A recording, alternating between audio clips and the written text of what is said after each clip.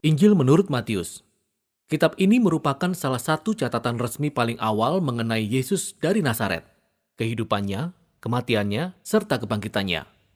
Kitab ini memang tidak menyebutkan nama penulisnya, tetapi tradisi paling awal yang terpercaya menghubungkan kitab ini dengan Matius si pemungut cukai, yang merupakan salah satu dari 12 murid yang dipilih Yesus.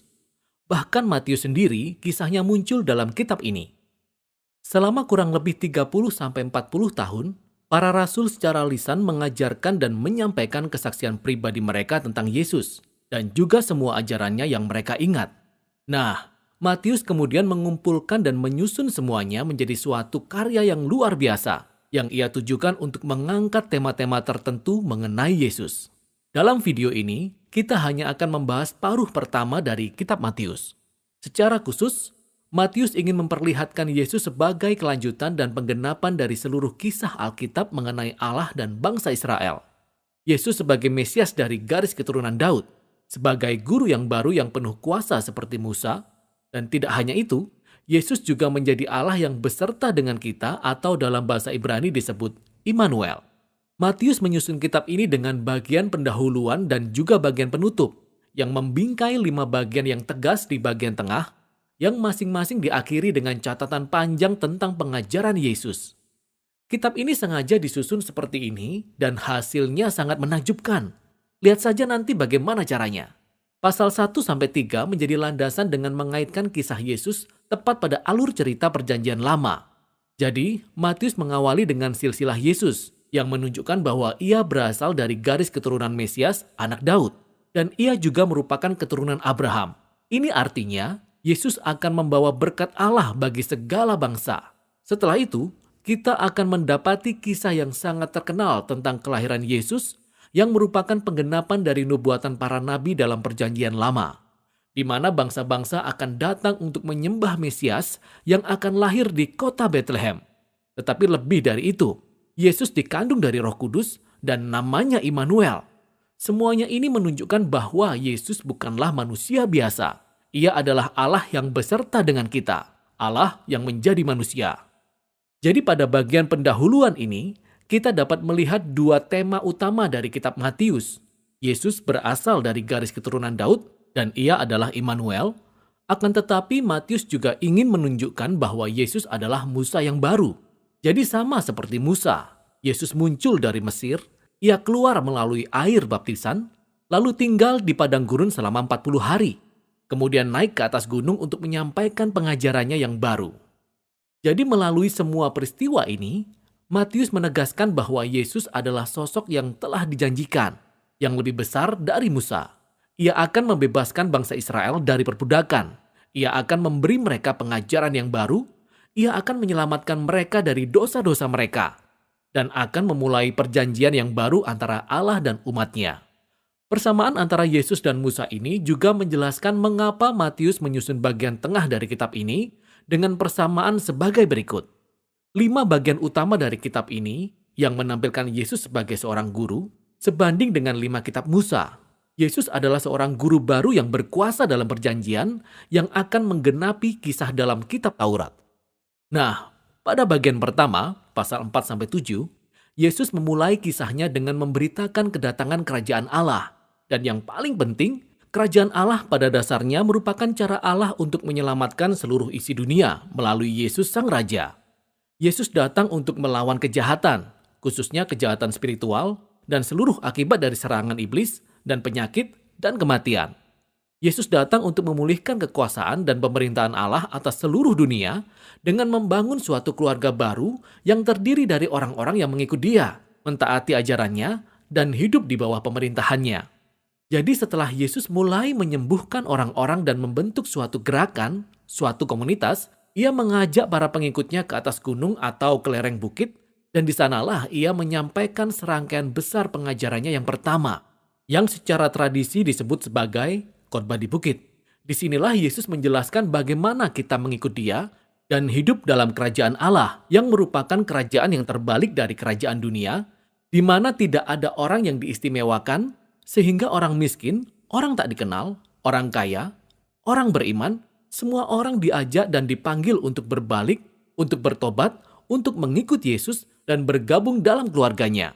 Yesus berkata, ia tidak datang untuk meniadakan hukum Taurat atau perjanjian lama, melainkan untuk menggenapi semua hukum itu melalui hidupnya, melalui ajarannya. Ia datang untuk mengubahkan hati umatnya sehingga mereka dapat sungguh-sungguh mengasihi Allah dan mengasihi sesama, termasuk musuh mereka. Setelah menyelesaikan ajarannya yang luar biasa tentang kerajaan Allah, bagian berikutnya menunjukkan bagaimana Yesus mewujudkan kerajaan Allah itu dalam kehidupan sehari-hari. Jadi pada bagian ini Matius menulis 9 kisah tentang Yesus yang membawa kuasa kerajaan Allah ke dalam hidup orang-orang yang terluka dan hancur hati. Jadi ada 3 kelompok yang masing-masing terdiri dari 3 kisah yang menceritakan tentang orang-orang yang sakit, yang tubuhnya hancur, atau mereka yang dalam bahaya, dan Yesus menyembuhkan dan menyelamatkan mereka dengan kasih karunia dan kuasanya. Dan tepat di antara 3 rangkaian ini, kita dapat melihat 2 kisah yang serupa di mana Yesus memanggil orang-orang untuk mengikut Dia. Dan Matius ingin menekankan satu hal yang penting di sini. Kita bisa mengalami kuasa kasih karunia Yesus hanya dengan mengikut Dia dan menjadi murid-Nya. Jadi setelah Matius memperlihatkan kuasa kerajaan Allah melalui Yesus, Yesus kemudian memperluas jangkauannya dengan mengutus ke-12 murid-Nya untuk pergi melakukan seperti yang telah Ia lakukan. Dari sini kita dibawa kepada serangkaian besar pengajarannya yang kedua, yaitu pasal 10. Di sini Yesus mengajarkan murid-muridnya bagaimana memberitakan kerajaan Allah dan apa yang bisa mereka harapkan setelah itu. Banyak di antara orang Israel yang menerima Yesus dan kerajaan Allah yang Ia tawarkan. Tetapi tidak demikian dengan para pemimpin Israel. Mereka bisa kehilangan banyak hal jika mereka bertobat dan menjadi murid Yesus. Jadi Yesus tahu bahwa mereka akan menolak Dia dan menganiaya para pengikutnya.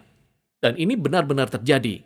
Dalam bagian selanjutnya, pasal 11-13, Matius merangkum sejumlah kisah tentang bagaimana orang-orang menanggapi Yesus dan ajarannya. Nah, tanggapannya ada bermacam-macam. Dalam beberapa kisah ada respon yang positif. Orang-orang mengasihi Yesus dan mereka memandang Dia sebagai Sang Mesias. Sementara, ada juga yang lebih netral seperti Yohanes Pembaptis atau seperti anggota keluarga Yesus sendiri. Mereka menyatakan bahwa Yesus bukanlah seperti yang mereka bayangkan. Lalu ada para pemimpin Israel, mereka sangat negatif. Ada juga kaum Farisi dan ahli kitab suci, mereka semua beramai-ramai menolak Yesus. Mereka menganggap Yesus sebagai guru palsu yang menyesatkan banyak orang. Mereka beranggapan Yesus menghujat Allah dengan pernyataan-pernyataan yang meninggikan dirinya sendiri. Akan tetapi Yesus tidak terkejut atau terganggu dengan semua tanggapan yang beragam ini. Ia justru membahas tanggapan-tanggapan ini dalam rangkaian pengajarannya yang ketiga, yaitu pasal 13. Di sini Matius merangkum banyak perumpamaan Yesus tentang kerajaan Allah, seperti perumpamaan tentang petani yang menabur benih di atas 4 jenis tanah, atau tentang biji sesawi, tentang mutiara, tentang harta yang terpendam.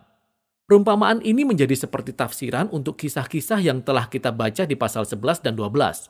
Sebagian orang menerima Yesus dengan penuh antusias, sementara yang lainnya menolak Dia.